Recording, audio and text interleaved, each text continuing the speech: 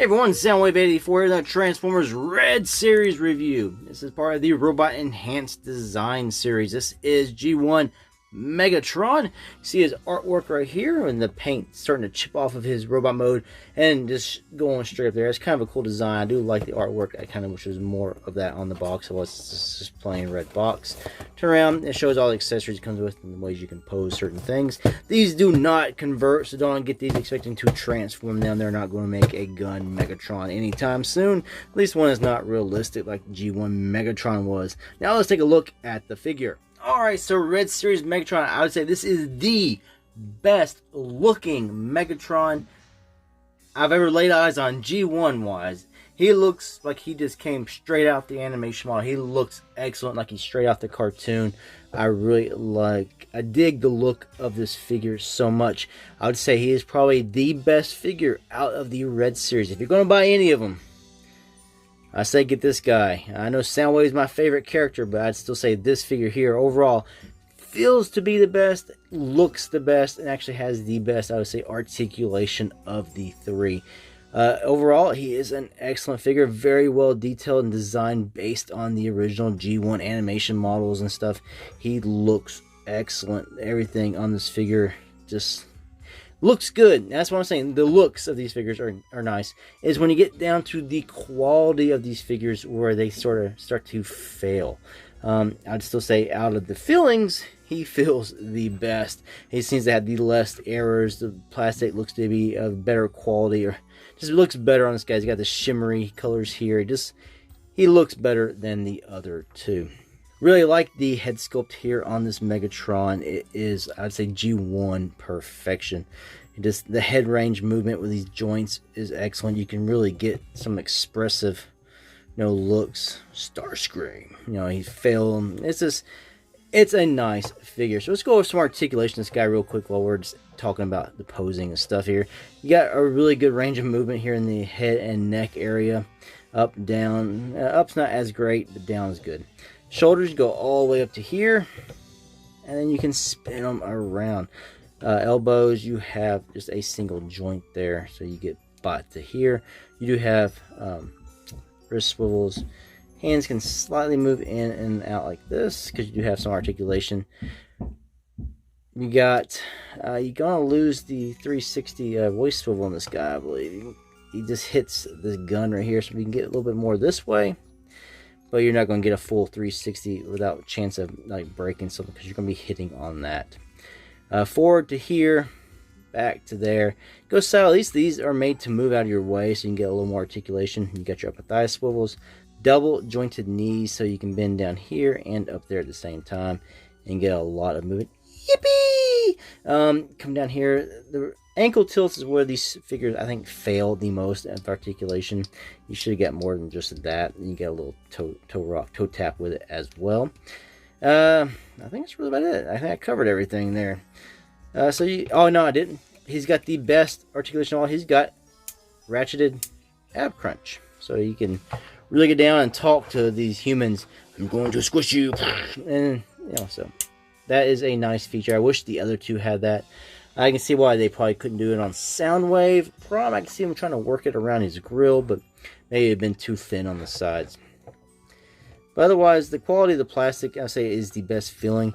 If you want to know what it feels like, especially with the joints, is probably based on Marvel Legends or Star Wars Black Series. When you get the joints, you feel like it's tight and you might break it if you try to force a bend. That's how these feel. But his joints actually feel to be pretty good. Prime and Soundwave, especially Soundwave, scare the crap out of me. Now, he does come with a lot of accessories. Take a look at those real quick. He's got his mace. He's got a closed left fist. He's got a closed right fist on. Semi-open left fist here. He's got a more open left hand, like he's kind of opened up even more. And he's got a pointing left hand. He's got a lot of left hands, and he has in here holding an energon cube. So first, all his hands are left hands. So his right hand, I guess, is meant to stay this way because of the fusion cannon on his arm. I guess they don't really want you changing that out. I guess if you want to change it out, you can change it out for this. Let's see. Let's take this mace out. Let's see how that goes. See how it's going to just peg right into his arms. So you would have to remove a hand. Let's just go ahead and do his left hand, because that's all the other hands will go into as well. So let's take that out. Pops right out. Has satisfying pops. That doesn't satisfy as much. Didn't make a good enough pop. But there you go. He's got his mace on here. Kind of wants to spin, so we get gravity will help kind of turn it sometimes. So if you want it to have a certain way, it is a soft plastic here in the chain, which as it probably should be, and it's harder plastic up here at the pointy ball. His elbow having trouble kind of supporting that a little bit, but it's doing better than my Optimus Prime did with his ion blaster.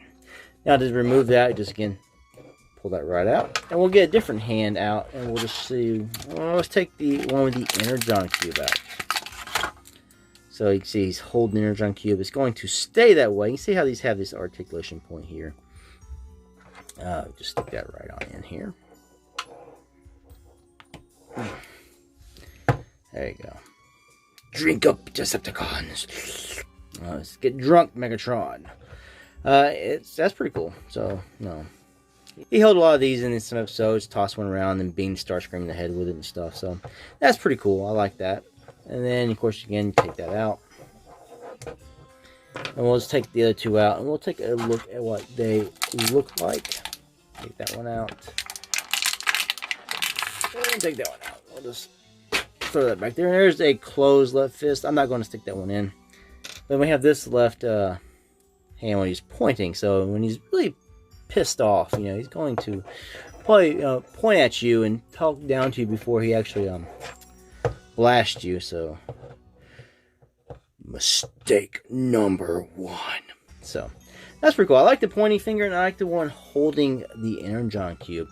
And you always take his mace if you want to and stick it on the hand here with the fusion cannon, which I'm actually finding a hard time. There you go, bending his elbow. Now let's take a look at the actual fusion cannon, which is supposed to be a scope. You can see it just kind of has that certain shimmer in there. A little bit of paint here. Very good. I mean, I still say they missed an opportunity by not having these be able to support a blast effect in some kind of way, or come with their very own versions of blast effects that are not the same. I think that's a missed opportunity, but they're still really cool figures. And I think Megatron is definitely the best looking of the three so far. Alright, comparison here with Optimus Prime from the Red series. They say they look pretty good. I think Prime's slightly taller than Megatron, but very, very much G1 accurate in the way. Look, Megatron's kind of hunched over. Oh, he's getting old, so I might correct his height a little bit. Now I think he's still slightly shorter, but very cool. Then we'll bring Soundwave in to finish the trio. And there's Soundwave with the other two. They look really good. I would like to see them. They're going to still tackle G1. We know we got an RC from Transformers Prime coming, and a Cheetor from Beast Wars. If they do any more G1, well, we got to even up a little bit. So I'd say next series should be 2 Autobots to 1 Decepticon. Decepticon would need to be Starscream. I would like to see a Shockwave too, but I think Starscream would be good. That way Megatron has someone to point at and yell at. For the Autobot side, they need somebody. You know, a Bumblebee has to be coming, most likely. I would rather see them do other characters, but if they had to choose another Autobot, that's a tough one. If I want to stick G1 and with, say, the 84 line, I say Bumblebee is going to be it, and then maybe throw in an Ironhide or Ratchet or Wheeljack, something like that. Prowl, Jazz, any of them would do. It'd probably end up being like Bumblebee and Hot Rod or something like that instead.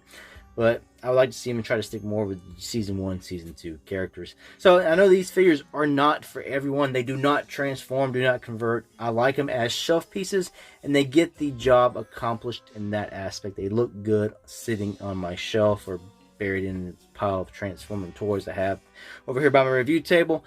They look good. I like the look of them. The quality is what's questionable.